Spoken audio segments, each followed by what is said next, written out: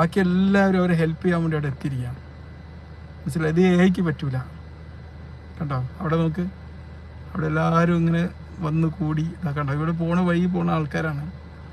ആ വണ്ടിയെ ഹെൽപ്പ് ചെയ്യാൻ വേണ്ടി നിൽക്കുകയാണ്. മനസ്സിലായില്ലേ?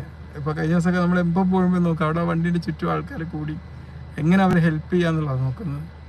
ഇതുപോലെ അനുഭവങ്ങൾ നമുക്കൊക്കെ ഉണ്ടാവും. ഇതൊക്കെ ഹ്യൂമൻ ടച്ചാണ്. മനസ്സിലായില്ലേ? ഇതൊന്നും യന്ത്രങ്ങൾക്ക് സാധ്യമാവില്ല. അപ്പോൾ ആ ഹ്യൂമൻ ടച്ച് എത്രമാത്രം നമുക്ക് കൊടുക്കാൻ പറ്റും എന്നുള്ളതാണ്. അപ്പം ഇന്നലെ രാത്രി ഒരു അമ്മ കാണിക്കാൻ വന്നു കേട്ടോ. ഒരമ്മ കാണിക്കാൻ വന്നു. എങ്ങനെയാണ് ഹ്യൂമൻ ടച്ച് എന്നുള്ളത് ഞാൻ പറഞ്ഞുതരാം. ഒരമ്മ കാണിക്കാൻ വന്നു. പൂഞ്ഞാറിലുള്ള അമ്മയാണ്. കുറേ കാലമായിട്ട് ഇവിടെ ഇടവണ്ണ ഭാഗത്ത് താമസിക്കുകയാണ്. അവർ പണ്ട് ചെറുപ്പത്തിൽ പൂഞ്ഞാറാണ്. പൂഞ്ഞാർ എന്ന് പറഞ്ഞാൽ PC ജോർജൊക്കെ അല്ലേ, അവരൊക്കെ നാടാണ്. അപ്പം അങ്ങനെ ഞാൻ അവരോട് ഇങ്ങനെ പറഞ്ഞപ്പോൾ നല്ല ചിരിച്ച് തമാശയൊക്കെ പറയുന്നു. ഞാൻ ചോദിച്ചു, അമ്മേ ഞാൻ നിങ്ങളുടെ കൂടെ ഒരു സെൽഫി എടുത്തോട്ടെ എന്ന് ചോദിച്ചു. കാരണം ആ